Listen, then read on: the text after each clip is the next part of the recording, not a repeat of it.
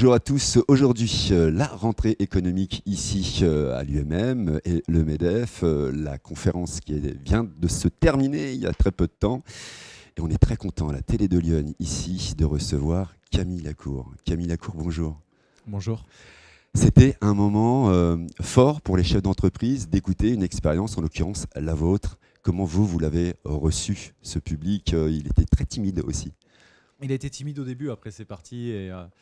Là, à la fin, il y avait beaucoup de questions-réponses un peu plus en off. Donc, le retour que j'ai eu, c'est que c'était plutôt impactant et positif. C'est du vécu, donc il n'y a pas vraiment de mensonge. C'est vraiment des choses que j'ai aussi travaillées, que ce soit en étant sportif ou en reconversion. Donc, voilà, c'est beaucoup de sujets qui me touchent de près et qui me fascinent en plus. Donc, c'est un plaisir d'en parler et de partager tout ce que j'ai pu apprendre sur les neurosciences, sur comment fonctionne le cerveau pour qu'on aille mieux.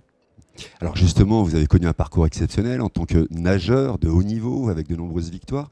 Et en tant qu'athlète, comment avez-vous géré les pressions mentales et physiques de vos compétitions?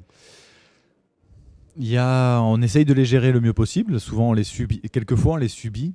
Et en fait, c'est là où il faut prendre les devants. C'est une gymnastique, c'est une philosophie à réussir à mettre en place. C'est pas vraiment, c'est pas inhumain à faire. C'est simplement le faire avec intelligence et surtout avec les bonnes valeurs. C'est-à-dire que quand ça nous touche vraiment, on sait pourquoi on le fait, on sait pourquoi on se lève, on sait pourquoi on travaille, on sait pourquoi on reste autant de temps dans une piscine. Et c'est exactement pareil pour un chef d'entreprise. Si il y a une vraie résonance à ce qu'on fait, on éloigne un petit peu cette fatigue mentale. Et par contre, si à un moment donné on perd du sens, là ça devient compliqué.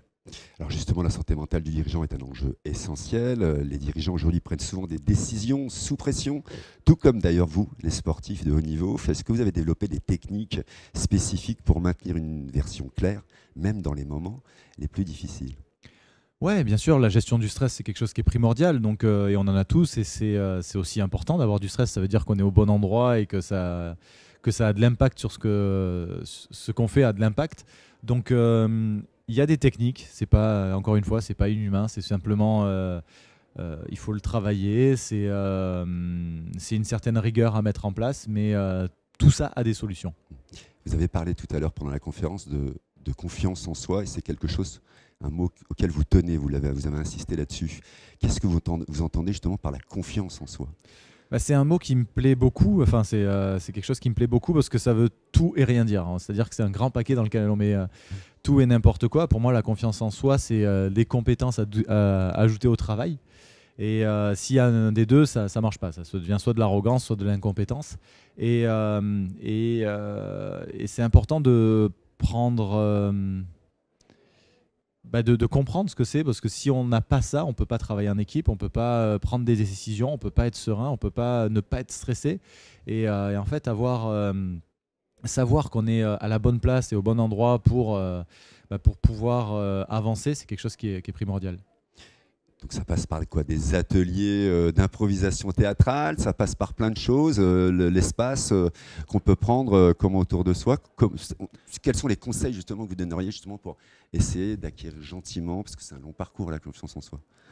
Ça dépend dans quoi? Ouais. Ça dépend dans quoi? Ce que je disais dans la conférence, j'avais confiance en moi dès que j'étais proche d'un bassin de natation, mais si on me met sur un vélo ou des baskets aux pieds ou au rugby, la confiance en moi, elle disparaît très vite. Pourtant, je suis un athlète et j'arrive à faire ça. Donc, tout est personnalisé, tout est personnalisable et ça dépend. La confiance en soi, c'est quelque chose aussi qu'on décide d'avoir. C'est quelque chose qu'on décide de travailler. Si c'est prendre la parole, évidemment, il faut s'entraîner face caméra, même si c'est dur de s'écouter, de se voir. C'est quelque chose qui est souvent déplaisant, mais qui est indispensable. Et voilà, il faut faire peut-être des jeux de théâtre, c'est des choses qui sont intéressantes, faire travailler son cerveau, sa diction. Si c'est avoir un peu plus d'appui au sein de son équipe, c'est d'autres exercices. Voilà, il y a énormément de choses et la confiance en soi, encore une fois, c'est quelque chose c'est un mot qui veut tout et rien dire. Alors justement, vous avez pris le rôle de conférencier après votre carrière sportive. Justement, comment votre expérience personnelle vous a-t-elle amené à vous intéresser à la santé mentale et au bien-être individuel de dans différents contextes professionnels? Parce que ça m'est arrivé. J'ai connu la dépression, le burn-out et c'est quelque chose qui a été compliqué. Et je me dis, si aujourd'hui je peux en parler, si aujourd'hui j'arrive à acquérir l'expertise nécessaire pour pouvoir partager cette expérience, pour éviter ça, pour éviter aux gens de vivre cette étape-là, c'est avec grand plaisir. Donc j'ai fait les formations, j'ai vraiment étudié et je suis retourné sur les bancs de l'école pour ça. Et aujourd'hui, je me dis que tout le monde est gagnant en fait d'éviter ce burn-out. C'est quelque chose qui est présent et qu'on peut éviter. Donc voilà, le chef d'entreprise est gagnant parce que ses collaborateurs se sentent mieux et sont plus efficaces. L'absentéisme est moins élevé. Et encore une fois, c'est pas de la magie, c'est simplement une certaine rigueur à mettre en place, c'est un certain respect à mettre en place entre les collaborateurs. Et tout ça, j'ai décidé de le mettre sur une formation que j'ai nommée Jump et on le vend aux entreprises et ça marche très bien. Les résultats sont vraiment super sympas et on voit plus de sourires chez les collaborateurs, plus de sourires aussi chez les chefs d'entreprise parce que leurs résultats et l'énergie de la boîte est vraiment optimum. Vous fonctionnez par objectif, vous l'avez expliqué très très bien tout à l'heure. Aujourd'hui, vous êtes jeune chef d'entreprise. Ça a été un rêve depuis très longtemps, vous l'avez dit également. Justement, quel est le prochain objectif du chef d'entreprise ? Là, normalement, je dis normalement, si tout se passe bien, on arrive à signer notre première grosse entreprise avant la fin de l'année. On est vraiment pour parler et tout se déroule tout se déroule bien. Donc voilà, c'est essayer d'agrandir ça, d'être vraiment de plus en plus impactant au sein de l'entreprise. C'est parce que, évidemment, quand on est chef d'entreprise, on a envie d'avoir des réussites, des objectifs et tout ça, mais j'ai envie d'être impactant, d'être vraiment que les gens se sentent mieux grâce à ce qu'on propose. Et j'ai l'impression que je suis sur la bonne voie et ça me motive vraiment. Donc c'est essayer d'impacter le plus de monde possible sur l'année 2026 et de vraiment créer cette boule de neige qui va prendre en ampleur, en énergie et en vitesse et de crier haut et fort toutes les solutions au burn-out et à la santé mentale. Allez, je tente le coup. Comment va s'appeler le nom de l'entreprise ? Jump. Ah, Jump. Ouais, ok, ça y est, très c'est bien. monté. Je me suis dit, ça se trouve, c'est secret. Non, c'est pas secret. Ça fait. Alors, on a commencé sur des petites entreprises depuis maintenant 6 mois et là, on commence à vraiment tabler sur des grosses entreprises et essayer vraiment d'impacter un peu plus parce que à chaque fois, c'est des formations qui sont très personnalisées. Donc, c'est beaucoup de travail, mais c'est quelque chose qui est super intéressant et vraiment impactant. Donc, on se lève le matin avec des objectifs, celui de Jump. En ce moment, c'est vraiment celui qui me motive le plus et de voir le sourire chez les collaborateurs, c'est quelque chose qui donne du sens à ce que je fais. De par votre expérience de grand sportif, d'ailleurs ma femme est fan de vous et ça m'énerve Camille. Non vraiment.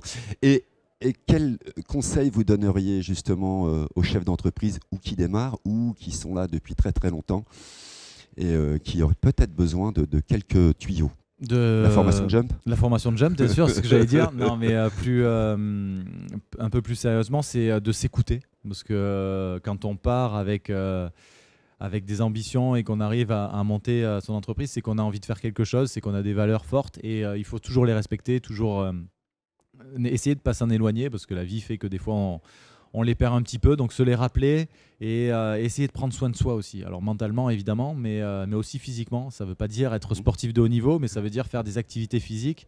Parce que quand on se sent bien mentalement, c'est qu'on est souvent connecté au présent. Et l'activité physique, pour ça, c'est le plus beau des raccourcis. Donc allez marcher, faites des footings, du vélo, de la salle, peu importe, mais activez votre cœur pour que votre tête se sente bien. Vous faites du sport encore aujourd'hui ? Ouais, je fais beaucoup de sport encore. Piscine ? Non, plus du tout de piscine. C'est vrai ? Non, plus du tout, j'en ai trop fait, ça me rappelle trop le travail. Mais non, je cours pas mal et j'ai la chance d'avoir un dossard pour le marathon de New York. Donc voilà, il faut commencer un peu à s'entraîner un peu plus sérieusement. Donc dans quelques mois, je serai à New York pour le marathon. Mais ça fait partie, on n'est pas obligé de faire un marathon. Et encore, moi, il n'y a vraiment pas d'objectif de performance. C'est vraiment... Là, je m'entraîne pour kiffer New York sans trop en chier à l'arrivée, quoi. Et c'est chacun ses objectifs. Tant que ça nous donne le smile, c'est ça qui est important. Merci beaucoup pour cet Avec échange, plaisir. Camille. Merci.